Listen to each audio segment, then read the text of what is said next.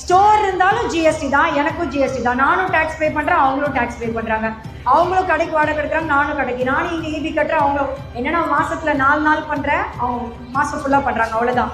என்னுடைய எம்ப்ளாய்க்கும் இஎஸ்ஐபிஎஃப் இருக்குது, என்னுடைய எம்ப்ளாய்க்கும் எல்லாம் இருக்குது. என் எம்ப்ளாய்க்கும் 3 வேளை நான் தான் சாப்பாடு போடுறேன், தூங்குறதுக்கு தங்குறதுக்கு நான் தான் கொடுக்குறேன். நான் ஏன் சொல்கிறேன்னா அவ்வளோ பட்டிருக்கேன். நீங்கள் பாண்டிச்சேரி எக்ஸ்போவில் பேசுகிறேன்னா என்னுடைய அந்த அக்கௌண்ட் போயிட்டு நான் எந்த ஒரு இன்ஃப்ளூயன்சர் வச்சும் இது வரைக்கும் நான் வீடியோஸ் பண்ணதில்லை.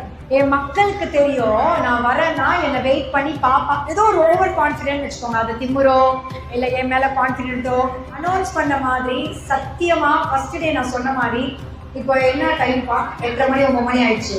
ஆல்மோஸ்ட் ஜேன்னு தான் இருக்கு. அக்கௌண்ட் வருது வரல, எனக்கு பிரச்சனையே கிடையாது. அதை யார் பண்ணாலும் எனக்கு தெரியும். I don't want to tell that. இங்கே ஃபெயிலியர் ஆகிருந்தா இவ்வளோ பேசியிருக்க முடியாது. But finally I succeed.